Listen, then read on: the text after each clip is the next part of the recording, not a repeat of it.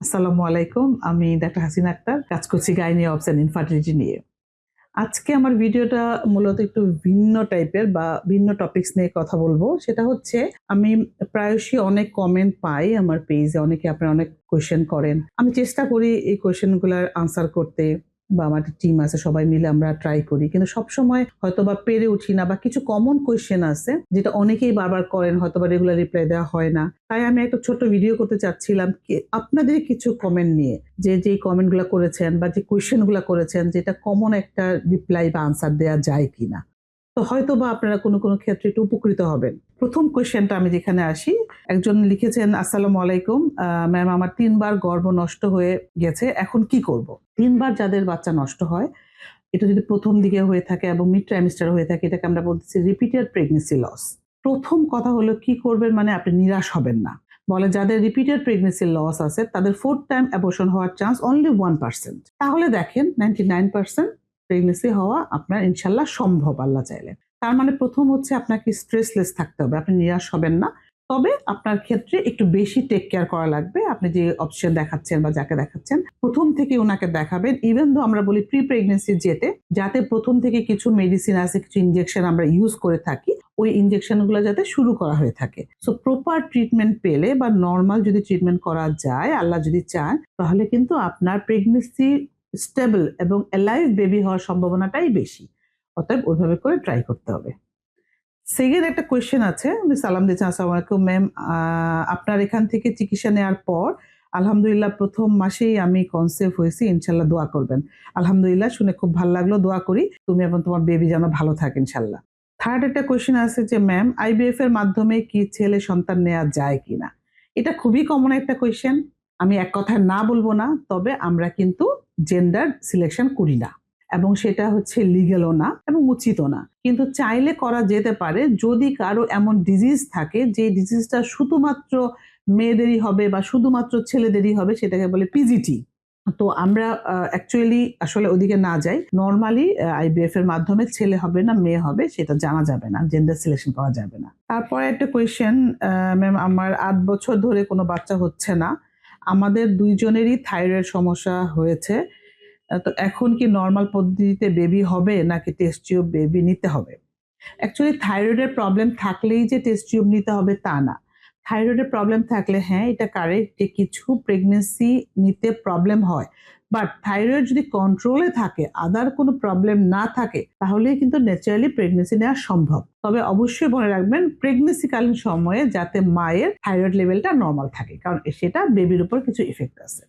তারপরে কোয়েশ্চেনে আছি, ম্যাম আমার বয়স ৪০ বছর, কোনো বেবি নেই। লাস্ট ২ বছর থেকে পিরিয়ড ইরেগুলার। আমি কি আইভিএফ প্রসেসের মাধ্যমে বেবি নেয়ার চেষ্টা করতে পারবো?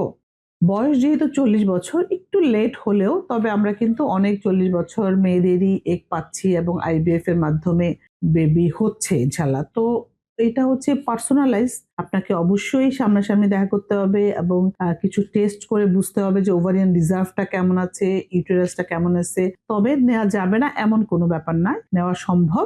আদার্স ফ্যাক্টর গুলা যদি আদার সবকিছু ঠিক থাকে। আচ্ছা, পরের কোয়েশ্চেনে আসি। ম্যাম আমার জরায়ুতে কিছু ব্লাড জমা আছে এবং এন্ডোমেট্রিয়াল পলিপ হয়েছে। অপারেশন করা লাগবে বলছে ডক্টর। কিন্তু আমি চাইছি যে অপারেশনের আগে বাচ্চা নিতে চাই। আমি কি বাচ্চা নিতে পারবো? এটা খুব ভালো কোয়েশ্চেন। আসলে এন্ডোমেট্রিয়াল পলিপ যাদের হয় অনেকেই ভাবে যে আমি এখন বাচ্চা নিতে চেষ্টা করতেছি, আমি তাহলে বাচ্চা নিয়ে নেই, দেন অপারেশন করব। অ্যাকচুয়ালি যাদের বাচ্চা আছে এবং অন্য কোনো প্রবলেম হচ্ছে না তাদের কিন্তু এন্ডোমেট্রিয়াল পলিপ যদি ধরাও পড়ে অপারেশন না করলে খুব বিরাট কোনো ক্ষতি হয়ে যাবে না। বাট যারা বেবি নিতে চায় তাদের জন্যই দরকার পলিপেক্টমিটা করা। কারণ এন্ডোমেট্রিয়াল পলিপ থাকলে এটা কিন্তু ইমপ্ল্যান্টেশন ফেইলিউর হওয়ার চান্স বেশি। সেই কারণে যাদের পলিপ আছে তাদের আগে পলিপ রিমুভ করতে হবে, দেন বাচ্চা নেওয়ার ট্রাই করতে হবে। তারপরে কোয়েশ্চেনটা আসি। ম্যাম আসসালামু আলাইকুম। আমার একটা কথা হলো ইনজেকশন কোথায় দেয়া হয় এবং এটা কি ইনসুলিন ইনজেকশনের মতো দেখতে কি? অ্যাকচুয়ালি ইনজেকশনটা ইনসুলিনের মতো দেখতে কি? এই কোয়েশ্চেনটা একটু ভ্যারিয়েবল। কারণ কিছু ইনজেকশন আছে একদমই দেখতে ইনসুলিনের মতো, আবার কিছু ইনজেকশন আছে রিফিল করে নিতে হয়। সেটা ইনজেকশন টু ইনজেকশন, কারণ একটা মাত্র ইনজেকশন তো না, 3-4 ক্যাটাগরি ইনজেকশন আছে, তো সেটা ডিপেন্ড করে। তবে বেশিরভাগ আইভিএফ এর যে ইনজেকশন গুলা বা নর্মাল প্রেগনেন্সি বা ওভুলেশন করানোর যে ইনজেকশন গুলা, এটা ইনজেকশনটা ইনসুলিন সাইডে নিতে হয়, মানে নাভির পাশে চামড়ার নিচে, এখানেই আমরা ইউজুয়ালি দিয়ে থাকি। পরের কোয়েশ্চেন আসি। আমার বয়স 24 বছর, তো আইভিএফ এর মাধ্যমে কত শতাংশ সফলতা পাবো ম্যাম, একটু বলবেন প্লিজ। আমি ঠিক জানি না যে 24 বছর বয়সে তোমাকে কেন আইভিএফ করতে বলা হয়েছে বা কিছু।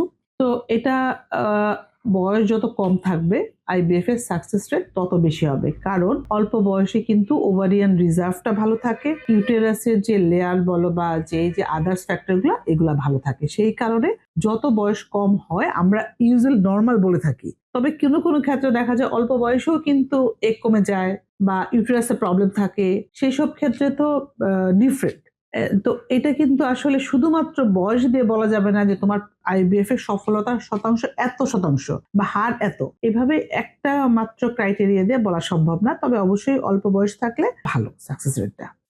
ম্যাম আমার বয়স 28, আমার স্ত্রীর বয়স, এটা একজন ছেলে মানুষের মেসেজ, আমার স্ত্রীর বয়স 19, আমার স্ত্রী সম্পূর্ণ সুস্থ, আমার সমস্যা আমার অন্ডকোষ তুলনামূলক অনেক ছোট আর হরমোনের সমস্যা, শুক্রাণু তৈরি হয় না, আইভিএফ করতে পারবো? শুক্রাণু তৈরি হয় না মানে বুঝতে পারতেছি যে এটা অ্যাজোস্পার্মিয়া, মানে বাইরে বের হয়ে হয়তো আসে না। বাট যদি এটা বলা হয়ে থাকে শুক্রাণু একদম তৈরিই হয় না, টেস্টিস যেহেতু ছোট, হরমোনটা যদি বেশি থেকে থাকে বা কমতে যেভাবে থাকো, যদি তৈরি না হয়, অ্যাকচুয়ালি আসলে তো স্পার্ম না থাকলে আইভিএফ করা সম্ভব না। কারণ আইভিএফ করেন, ইক্সিকরণ যে পদ্ধতিতে করেন না কেন, একটা স্পার্ম তো লাগবে, স্পার্ম না থাকলে তো এটা পসিবল না। এটা অপশন অন্য থাকে যেটা আমরা করে থাকি না। দেন পরের কোয়েশ্চেন, ম্যাম ডিম্বাণু বড় করার জন্য প্রাকৃতিক কোনো উপায় থাকলে বলুন। অ্যাকচুয়ালি ডিম্বাণু বড় করার তো কোনো উপায় লাগে না, ফিজিওলজিক্যালি বড় হয়।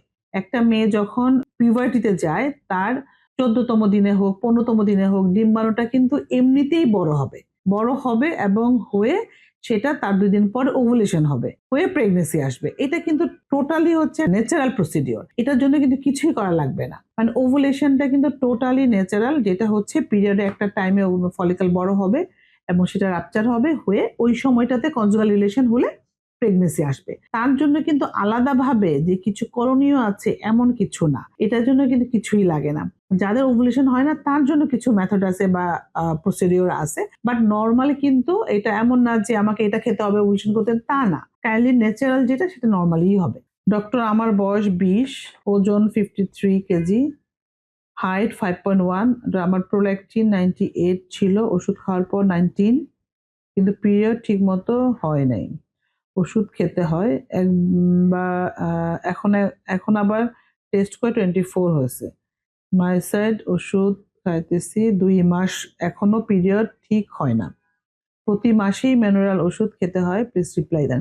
অ্যাকচুয়ালি পিরিয়ডটা যাদের ইরেগুলার এবং মায়োসেট খাচ্ছেন মানে হচ্ছে আপনার পিসিওএস আছে যা বুঝতে পারছি, তো তাতে করে কিন্তু আসলে এমন কোনো টেকনিক নাই বা এমন কোনো মেডিসিন নাই যে আমি দিয়ে দিলাম এরপর লাইফ লং পিরিয়ড নর্মাল হতে থাকলো, যেই কয় মাস ওষুধ চলবে সেই কয় মাস পিরিয়ড রেগুলার, ওষুধ বন্ধ হয়ে যাবে আবার পিরিয়ড ইরেগুলার, এটাই কিন্তু নর্মাল। মানে এটা তো আসলে একটা জেনেটিক প্রবলেমের মতো, এটা তো আসলে এমন না যে একটা সাময়িক কোনো প্রবলেম। তো এই জিনিসটা নিয়ে আমি সবাইকে বলে থাকি যে এটা নিয়ে অস্থির না হয়ে কিভাবে বেবি নেওয়া যায়, কারণ বাচ্চা যদি হয়ে যায় 2 মাস পিরিয়ড না হলো বা 3 মাস পিরিয়ড না হলো, অনেকে দেখা যায় বেবি হলেও পিরিয়ড ঠিক হয়ে যায়, আর তখন হবে কি বেবি যাদের আছে তারা রেগুলার পিল খেলে পিরিয়ড ঠিক থাকবে, রেগুলার মেডিসিন খেলে পিরিয়ড ঠিক থাকবে, কিন্তু এটা কি করা যায় বা এভাবে করে ভাবলে হবে না। পিরিয়ড কিন্তু যাদের ইরেগুলার, এমনও অনেক পেশেন্ট আছে বা মানুষ আছে যাদের লাইফ লং পিরিয়ড ইরেগুলার ছিল এবং একদম লাস্ট পর্যন্ত পিরিয়ড ইরেগুলার, কখনোই তার পিরিয়ড রেগুলার হয় নাই। তো এটা নিয়ে প্যানিক করা যাবে না। যদি ভ্রূণ ফ্রিজ থাকে তাহলে দ্বিতীয়বার আইভিএফ করলে খরচ কত হবে?